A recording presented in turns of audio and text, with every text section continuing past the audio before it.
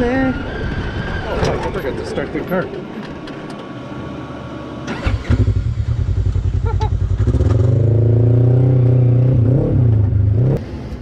Okay, we're on location. We're gonna hop out,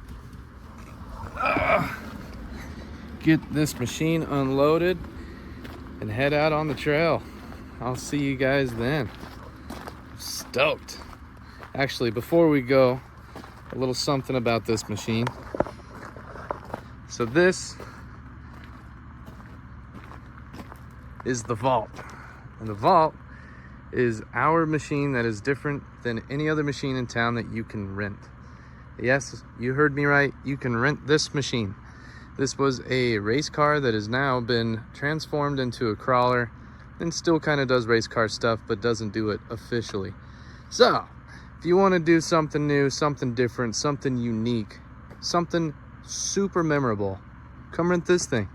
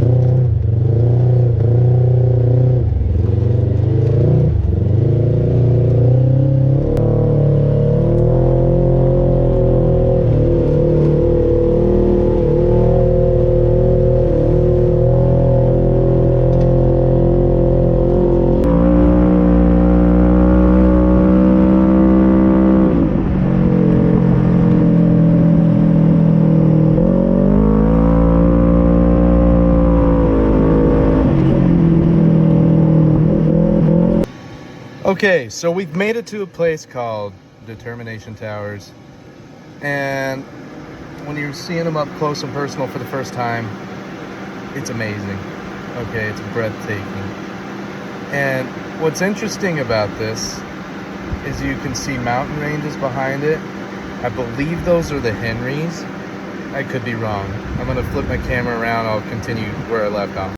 All right, so behind me, Determination Towers. I don't know if you can see them back there. How incredibly beautiful that really is.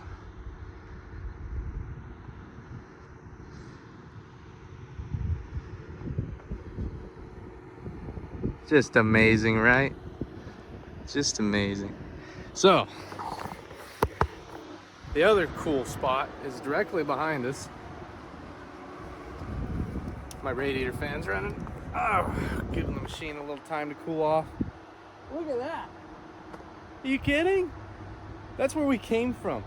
So I'm gonna turn the car around. We're gonna keep going that direction. There is a left I need to make, and hopefully it takes us to where we want to be.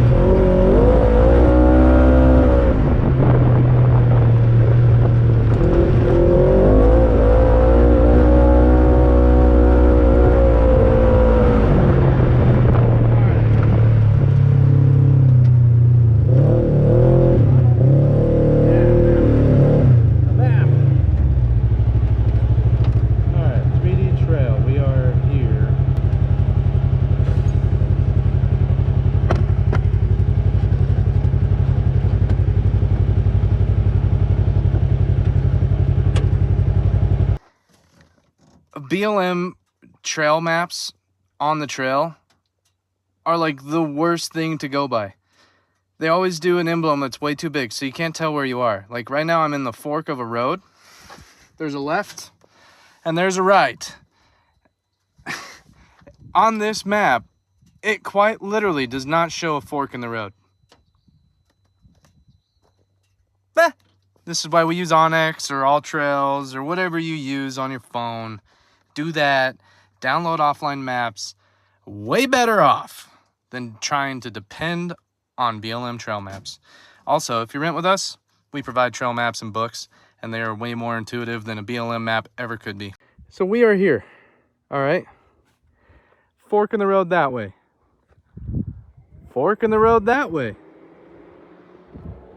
There's no fork on this thing because they covered it with a smiley face so freaking big, you can't tell which way it forks and what is where. Also, I came from over here, okay, the 3D start. I did it right. I need to get to the 3D end, which is Dubinki Wells. I don't think I'm gonna go that far. That's pretty far. It's 18 miles, 18.3 miles. I just want to get to Tusher Tunnel. And if I came from here, right? Actually, I think I came from here. So if I came from here and I am here, we're going to get back to Onyx and see what Onyx has to say. And then I think we should be good to go.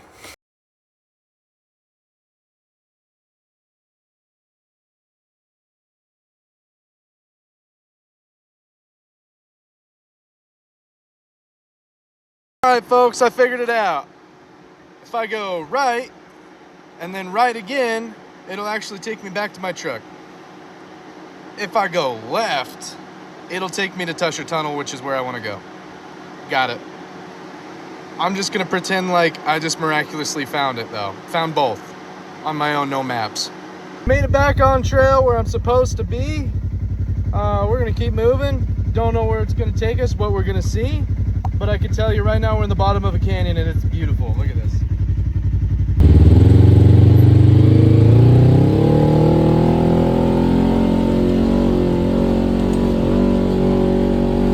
This is getting kind of rocky now, folks.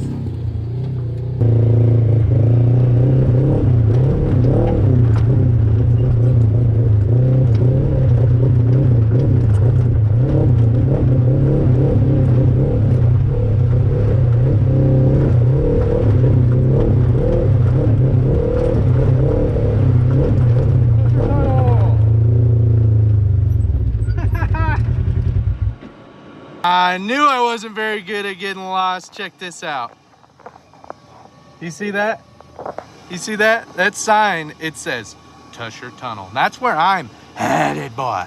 I tell you what, I'm headed to Tusher Tunnel. Yeah! Woo! I thought I was lost.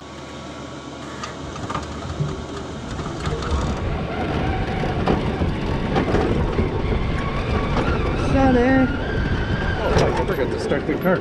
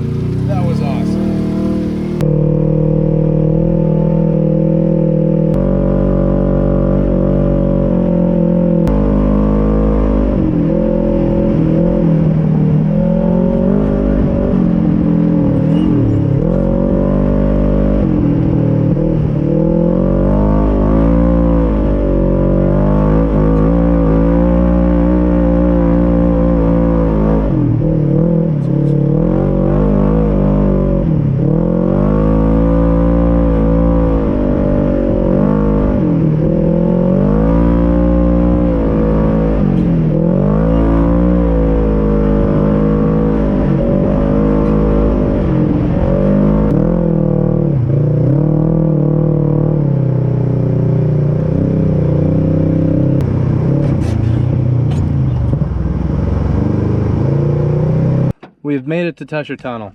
We're gonna go and explore this cave. We're gonna hope mountain lions aren't here because it doesn't look like anybody's been here for quite some time. There might be bats, there might be some other stuff. I have no idea. I've never been here before, I don't think. So we're gonna go check it out together, and tell me what you think. Tell me if you think it's worth visiting, checking out, you know, renting a side-by-side to go do it. Let me know. Put it down in the comments below what you think I should do next, where I should go next, whatever. And if nobody does, that's okay. This is just starting out. I've got some other places in mind. I can fill it for the time being, but I want to know what you guys want to see. So put it down there in the comments. Tusher Tunnel, I believe, is just down this path into this big rock section over here. Maybe it's all the way over there. I don't know, but we're gonna find out together. But I find it fun what people have written in here, because some of this is like, yeah, right. Ooh, somebody said cougar tracks. When was this? 6/12 of 26. Also bottomed out on sand. Need to make roads wider for F-250. Let's see, most recent person was here 7/15. At least that's what they wrote. They're from Kansas. Let's see. Anyways, my point in saying that and showing you that is that 1, mountain lions. 2, not everything can make it down this road. Okay, it'd be worth having a side-by-side. It'd be worth bringing a Jeep. I wouldn't bring an F-250 if that's what this guy said. Wouldn't do it. They found out the hard way. If you have a Honda Element, a Subaru Outback, this road's probably not for you. So don't do it, okay? But if you rent a side-by-side, piece of cake, no problem, ton of fun. Actually, I would argue it's a lot more fun. Look at that. I think this is where the big one is. It is, man, holy shit, look at that. That goes pretty deep, actually. And up above, there's a crack. You can barely see sunlight through it. And then, I don't know, I'd say this is probably like the width of a regular road. I think what's creepy about this tunnel is I don't know what's around these rugged rock edges. So I keep feeling like there's gonna be something that just pops out and gets me. My question is, where does the tunnel take us? Look at that, another little deep spot. It's kind of cool, there's little pockets in here. Probably a perfect place for kitty cats to hide and live in. Look at those little rock formations, isn't that cool? That's pretty neat. Look at this view.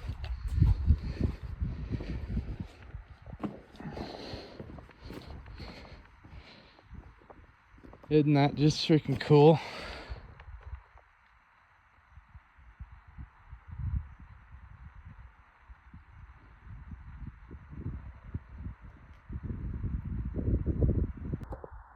That one's from 1934, Butch T.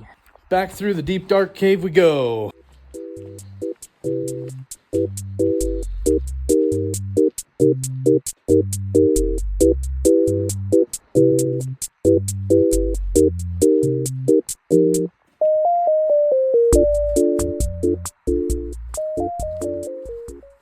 It's only 11 o'clock in the morning and it's already super hot outside, and it rained super heavy last night, so everything is wet. Walking through there, I could find some old like 1920s cattle brands, probably from some old cowpokes that were sitting around here, you know, off a cattle drive to cool off. Feels a lot cooler in this tunnel, I can tell you that. It's very nice. This is a place, the sun does not shine, so mosses and algae grow in there if water makes it in. That's where animals are going to go to cool off as well, even though there is no water. So mountain lions, rabbits, squirrels, mice, that's who's going to make it into this tunnel. And of course, humans. Earlier, I touched on don't vandalize the rocks. Thanks, Duarte Monica. Those guys did back in the 20s. It was a different day and age. We don't want to make all these rocks marked up and turn them into graffiti places. It doesn't make it look better. It certainly doesn't make it more meaningful. even in the future. It's meaningless. We have cars and stuff now. It didn't take as much to get here. These guys that were driving cattle had to go very far to get here. And when they did, they left their mark. Say, hey, I made it. What a distance, you know? I drove a machine here in like a few hours, and that was stopping along the way. I'm not thirsty, I'm not hungry, I'm not tired. It meant nothing. And that's the same for you too. So don't do it. It ain't worth doing. Like I said, you can go to prison for it if you mark over Indian drawings like pictographs or petroglyphs. That's not something you want to do. So don't do it. Not worth it. Y'all just missed it, but I waved at an airplane and he tipped his wings at me. That was pretty cool. Anyways, we're back at the machine here. There's some things hanging out of the bottom. That's just stuff I have in the passenger seat. And then, yeah, I guess the mud was a little bit more than I thought it was. The more I look at myself, the more I realize how muddy I got. Pretty incredible. But she's doing pretty good. I'm not leaking anything. Nope. Nothing appears to be broken. At least not back here. So I think we're good. We're gonna keep moving. We still got a bit of time left. Maybe we go check something else out. You probably can't hear me, so I should probably talk a little louder. But in my headset, I can hear myself pretty good. So when I get some money, because right now I ain't got no money, and I need you guys to help with that. I need you to go and share this thing, and comment, like it, subscribe, hit the bell, and then maybe I'll have a little bit of money. We can put a microphone in the headset and you can hear what I'm saying, you can hear what a passenger is saying, you can hear what somebody says on the radio, and we can all just go for a ride together and have a really great time.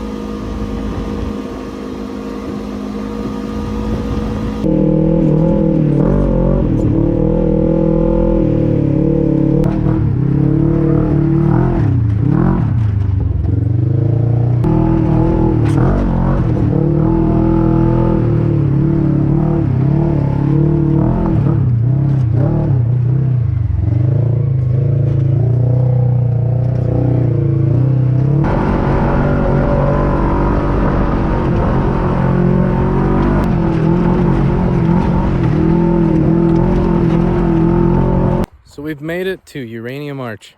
Part of what I wanted to talk about was I ran into some people and they were from Florida. They're really nice. We had a conversation about Moab locals, how they can be unfriendly, how times in Moab this year have been extra hard. For some reason, the world thinks Moab is closed. The reason why Moab locals are so mad is money's tight, tourism is down, economy sucks, and all the major news networks are saying Moab's on fire, Moab is flooding, Moab doesn't have any water in the river. While some of that is true, like the river, we're not on fire, we're not flooding, we're open. We need your help as a community, as a business. Everybody that I know of needs the help. If you see this, please follow along, please like, please subscribe. Please plan your vacations to come through Moab and see this incredible landscape. Come out, come see this cool place. Thank you.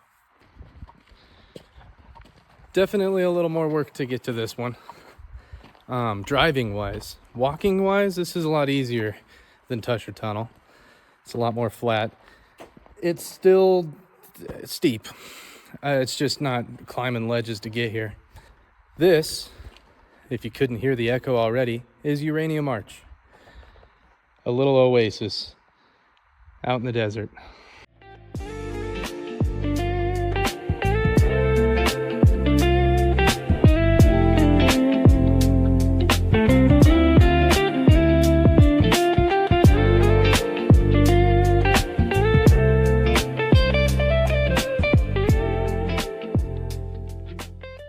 Now, if we go a little further,